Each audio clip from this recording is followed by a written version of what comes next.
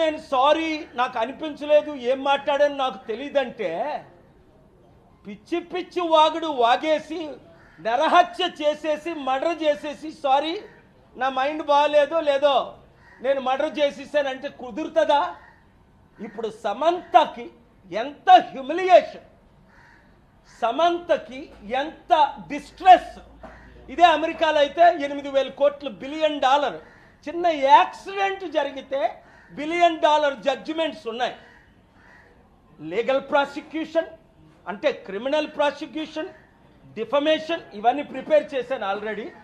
ఒక 72 గంటల టైం ఇస్తున్నాను కొండా సురేఖ రాజీనామా చేయడానికి, లేదా రేవంత్ రెడ్డి ఆవిడ్ని కాంగ్రెస్ పార్టీ రాహుల్ గాంధీ మహిళల పట్ల ఏమైనా గౌరవం ఉంటే ఆవిడ్ని ఇమీడియట్గా పార్టీ నుంచి పదవి నుంచి తొలగించాలి. తద్వారా ఏమవుద్ది, 50% ఉన్న మహిళలకు మేము మహిళలను గౌరవిస్తున్నామని నోటీస్ పంపించడం. మీకు చిత్తశుద్ధి బయట లేకపోయినా ఉన్నట్టేనా వ్యవహరించండి. కనుక చాలా సెక్షన్స్ ప్రకారం డిఫమేషనే కాదు, క్రిమినల్ ప్రొసీడింగ్స్ కాదు, చాలా సెక్షన్స్ ఉన్నాయి. అవన్నీ నేను తర్వాత మాట్లాడతాను. 72 గంటల్లో కొండా సురేఖ రాజీనామా చేయాలి.